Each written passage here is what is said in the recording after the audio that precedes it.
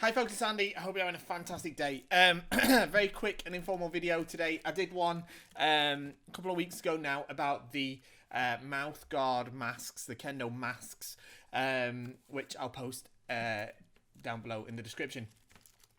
What I'm looking at today is we just received these eye guards.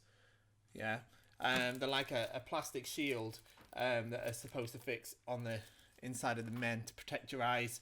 They're originally designed for like protecting from splinters and stuff, but basically they've been used in part of some of these guidelines to be used in conjunction with those plastic masks, as sort of part of the guidelines to prevent the spread of viruses and stuff. Whether that works or not, I don't know. I'm not sure, but I'm not convinced on that yet. But I thought I'd have a look at these. And we'll talk about whether we're going to be stocking them on KendoStar or not. There's two types. This is the first one. It's a standard one. And then this one is exactly the same. It's got the same paperwork, everything. It's the same piece of plastic. It just has some rubber strips on the side like that. I guess to help it fit in the men better. I don't know. So let's have a look. Let's open this one first. This is the first time I've opened these. I've never used anything like this before. Got no idea how it fits in the men. Let's have a look. So it's got the same sort of blue film on it that the mouth guard does. So I assume I'm gonna have to peel that off. So we'll peel that off first. I expect it's on both sides, which it is because it's still blue. We'll peel that off, and once we've done that, we can see it's perfectly clear. Okay, so let's have a look at these instructions, how we put it in. It looks like you essentially just shove it in. Now what it's there's basically, it's got this sort of shape that's like that. I'm not sure you can see it very well, but the shape that juts out there a bit. Apparently this part is about where the monomy is supposed to go, according to the diagram here.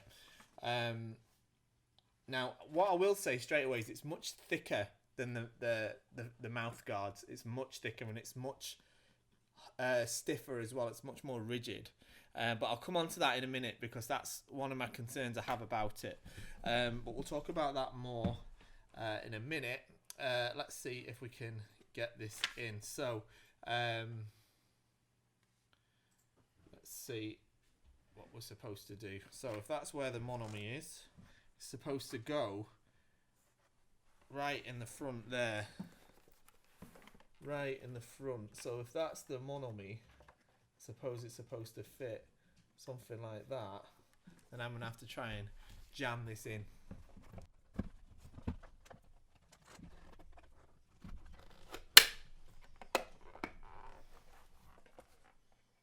Okay, so we've got that in. It was a little bit easier to get in there actually than I expected. Now I've already got the mouth shield in here. All right, I've already got the mouth shield in here. Now if I put this at the position that it tells me to on here, right? If I put that here, so the little notch part is one bar below my monomy. That's this part, the wider bit. So it's basically that notch is supposed to sit on the bar below the monomy here.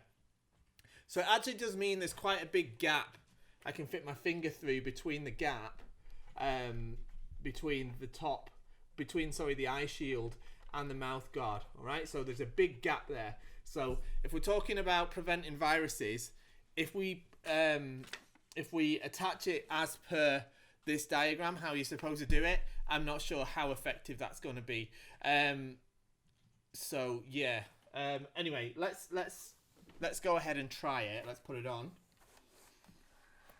Okay, so the first thing I notice is it is very different in terms of how it sounds in here now with this in as well. There's a bit more reverb, which is something I've heard a lot about the one. There's some of them that are full face ones, but I'll talk about that again in a minute. If I put this on, okay, it's starting to steam up straight away. Even though there's that gap, it's starting to fog up. If I breathe quite heavily. Now, of course, I'm not doing any ki or shouting, or this isn't the hot room or anything like that with other people practicing in. I'm dead certain that that is going to steam. That's going to fog up real quick. Let's see if it's possible to move it down a bar, because, like I say, I've attached this as per the instructions say. Let's see if I can move it down a bar. Okay, so I just fiddled around for around 5 minutes trying to move it down a bar. It's super difficult to do. I'm not able to really do it. I think the plastic is too stiff to bend that much. Now it's possible, I guess, that it is possible to put it in that way, but because I've already put it in the correct way, maybe I'm having trouble to move it that way. So what I'm going to try and do now is I'm going to try and remove it, because of course the thing about these things is you aren't supposed to just leave them in there. If we're talking about from a prevention of virus point of view, you're supposed to take them out after every practice and clean them properly. So let's see if we can get it out. Okay, managed to get it out. It was quite difficult to get out, actually. So yeah, I'll be honest, I'm a little bit concerned about the rigidity of this. Again, I'll talk about that again in a moment. I'm going to try and put it back in now. I know we're going back and forth a bit, but I'm going to try and put it in a bar lower, see if it wants to tuck it out and put it back in, see if that works. Okay, so once I've taken it out and put it back in, I was able to fix it 1 bar lower than the instructions recommend you to do so. So now there is less of a gap between the mouth guard and the eye guard. However, it does not fit as snugly in, and it does move quite easily in that respect. It doesn't move up and down though. Whether that would affect anything in practice, I'm not sure. Let's give it a try on. Whoops, I missed the hemo there. Doesn't matter anyway. Okay, so again, it is starting to fog up. Yeah, it fogs up really quite dramatically, actually. And I can really start to feel the breath coming back on my face, and there's a very loud reverb in terms of sound as well, so I'm sure it would be very, very bright. When it's not foggy, the visibility isn't too bad at all. But I'm sure that throughout a cakewalk, throughout practice, this is going to fog right up, and it's going to be quite distracting. So if I tighten the hemo a little bit, yeah, that reverb does actually become very strange. It's very loud, actually. I'm not sure how much sound is escaping outside of the men, but on the inside, my voice suddenly gets very, very much louder. So there is that, and it's very hot in here too. So that's that.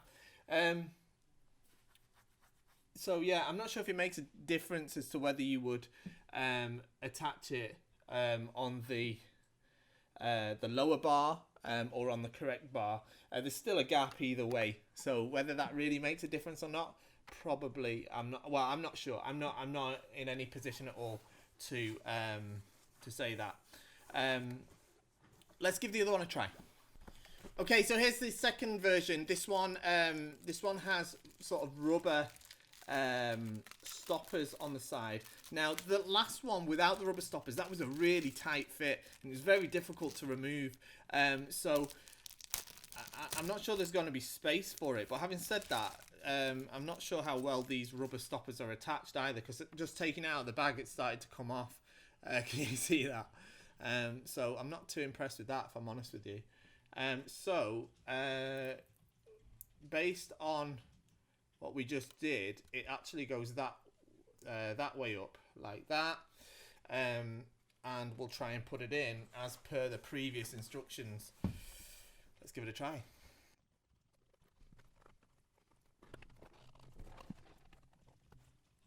Okay, I haven't managed to get it in because the rubber piece has come completely off, and I'm a little bit annoyed because the glue on that has now got all on the inside of the uchiwa of my lovely men. So forget that one. I won't be even bothering with that. Let's let's go back to the other one, eh? Okay, so if we go back to talking about the basic model that doesn't have the rubber grips, I definitely think this is the better of the two. I'm not even going to try any harder to put the one with the rubber grips on, because I just got glue all over the inside of my men. So yeah, that's rubbish. Now about this, here's what I think on it. Okay, yeah, it's actually a lot easier than I thought to attach. I thought it'd be a bit harder to attach, especially given how stiff this is. And yeah, once it's in there, visibility isn't so bad.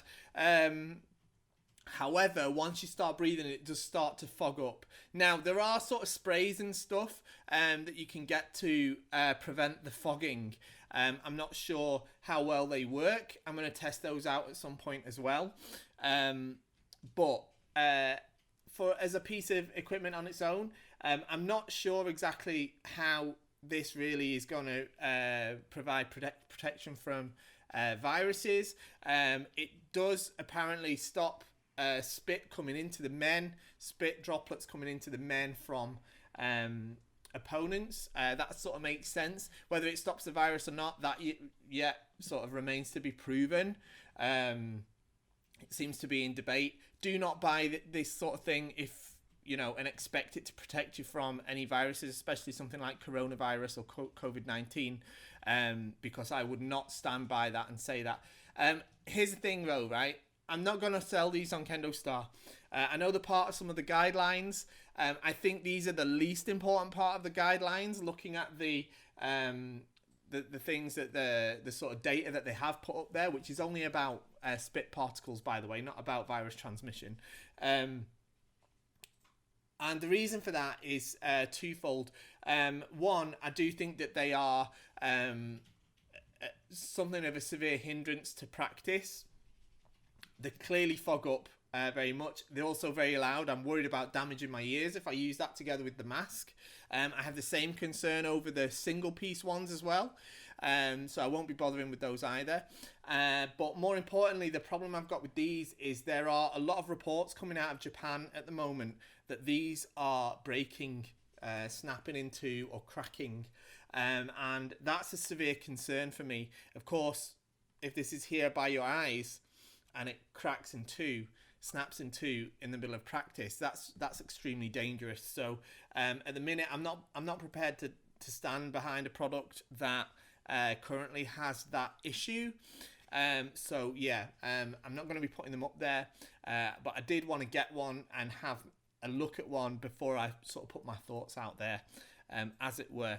So yeah, my thoughts on this. Probably when I go back to the dojo, which hopefully won't be too long, I will probably start using the mouth guard one, and I'll probably use some sort of cloth mask underneath, you know, at least in the beginning stages of us returning, whilst they're part of the guidelines for us doing so. I will avoid using one of these at all costs unless I absolutely have to.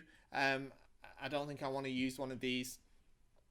Because like I say, I think it might damage my ears. I think it's going to fog up, and I'm worried about it breaking mid-practice. So, yeah, that's my thoughts on that. There we go. Thanks for joining me today, and I'll see you all next time. Bye-bye.